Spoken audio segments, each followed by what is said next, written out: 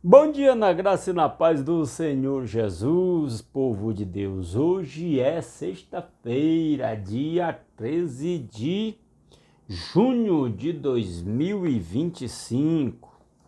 E cá estamos para continuar a leitura da palavra de Deus, lendo Romanos capítulo 3. Abra sua Bíblia e acompanhe a leitura da palavra de Deus, que diz: que vantagem há então em ser judeu? Ou que utilidade há na circuncisão, se judeu é pecador como quem não é judeu?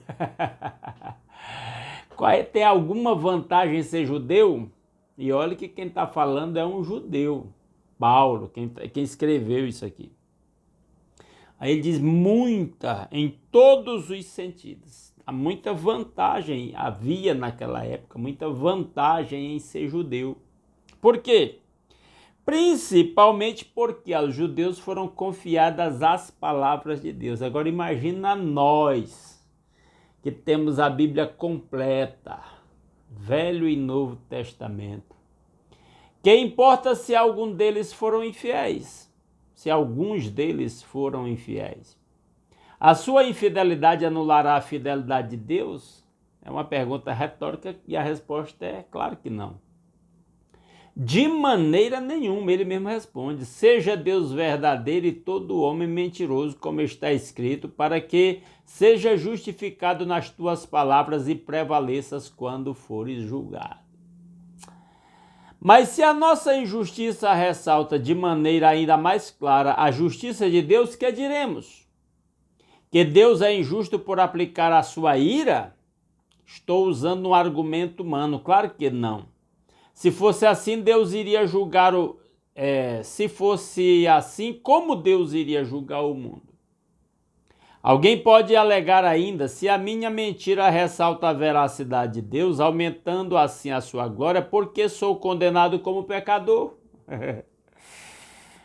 Aí ele mesmo responde: por que não dizer como alguns? Aliás, ele ainda está seguindo o argumento. Por que não dizer como alguns caluniosamente afirmam que dizemos: façamos o mal para que nos venha o bem? A condenação dos tais é merecida. Paulo está dizendo que havia pessoas que faziam fofoca dele, Paulo, dizendo que ele estimulava as pessoas a fazer o mal para que o bem fosse ressaltado, segundo a doutrina de que nossa injustiça ressalta a justiça de Deus, nosso pecado ressalta a graça de Deus. É uma coisa que ele vai dizer aqui na continuidade. Verso 9: que concluiremos então? Estamos em posição de vantagem? Não, já demonstramos que tanto judeus quanto gentios estão debaixo do pecado. Está todo mundo debaixo do pecado. O argumento final é esse. Todo mundo é pecador. Quanto mais nos aproximamos de Deus e compreendemos sua santidade, mais, ao mesmo tempo, proporcionalmente, vai se ressaltar nosso pecado. Como está escrito: não há nenhum justo, nenhum sequer. Não há ninguém que entenda, ninguém que busque a Deus. Todos se desviaram, tornaram-se juntamente inúteis. Não há ninguém que faça o bem, não há nenhum sequer. Na minha Bíblia tem uma nota de rodapé com a letra C que aponta para Salmo 3, de 10 a 12. Aliás, Salmo 14, de 1 a 3, Salmo 53, de 1 a 3, Eclesiastes 7, 20. Sobre essas referências que Paulo usou aqui. Aí ele continua citando lá o Velho Testamento: sua garganta é um túmulo aberto, com a língua engano, para mostrar a situação depravada do povo.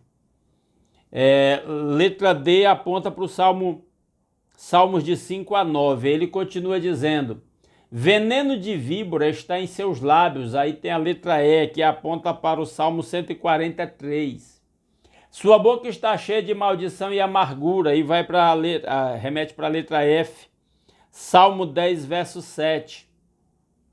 Seus pés são ágeis para derramar sangue, ruim e desgraça marcam os seus caminhos e não conhecem o caminho da paz. Tem uma letra G que aponta para Isaías 59, versos 7 e 8.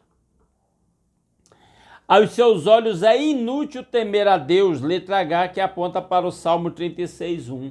E todas estas referências do Velho Testamento, Paulo está citando para mostrar que nós, no final das contas, somos pecadores. O ser humano é intrinsecamente pecador.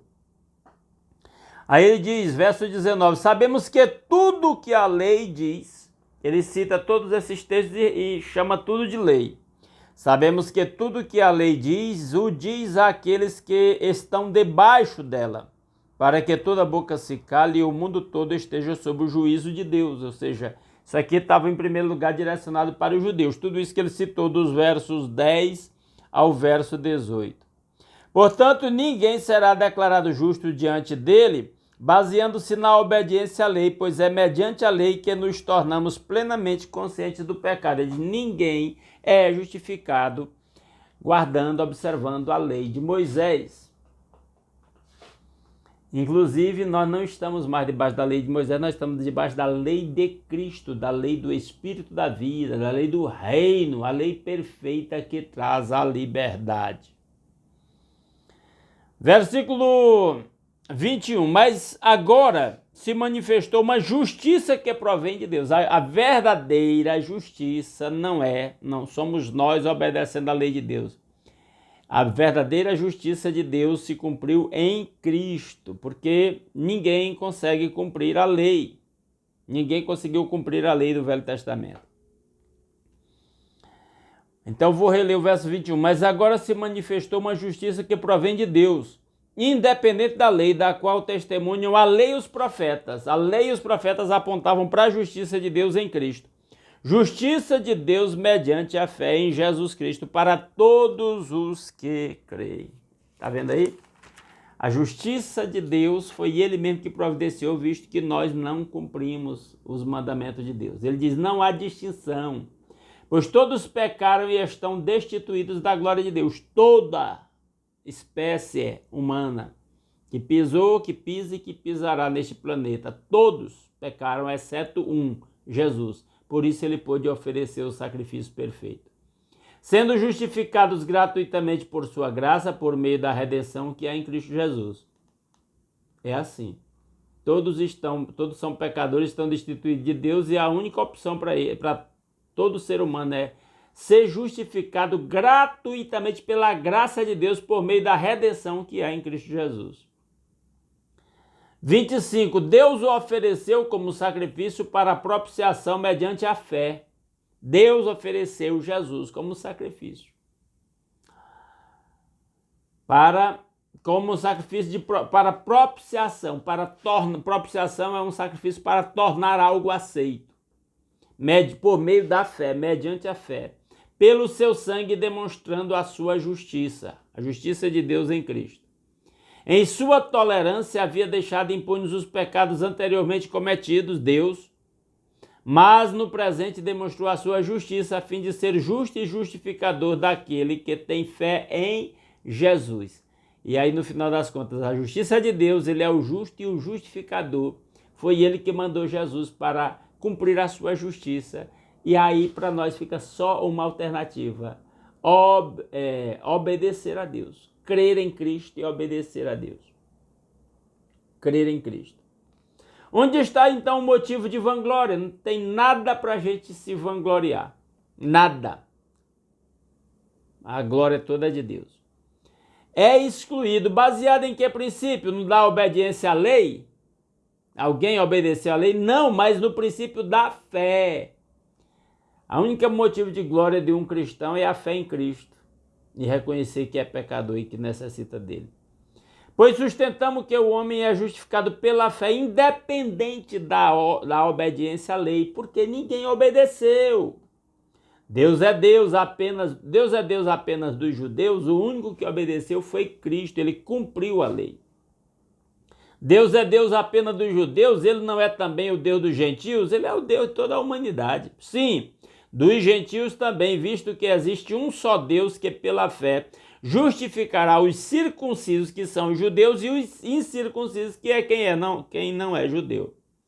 Anulamos então a lei pela fé agora no Novo Testamento em Cristo, nós anulamos a lei de Moisés. Ele diz, de maneira nenhuma, ao contrário, confirmamos a lei. Pronto, ela cumpriu o seu papel, ela apontou para Cristo e agora nós somente confirmamos que ela cumpriu o seu papel.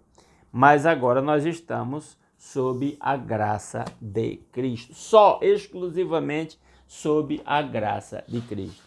E que Ele mesmo aplique a sua palavra aos nossos corações. Amém? Aqueles pedidos básicos, se gostou desse conteúdo, deixa um like, compartilha nos seus grupos de WhatsApp e outras redes sociais.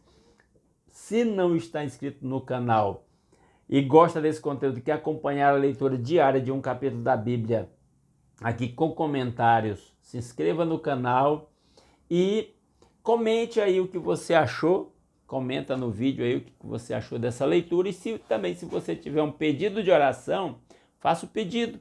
Eu me comprometo a orar por cada pedido que os irmãos deixam aqui nesses vídeos e peço aos irmãos que leiam os pedidos dos outros irmãos para que, e nas suas orações particulares, orem uns pelos outros.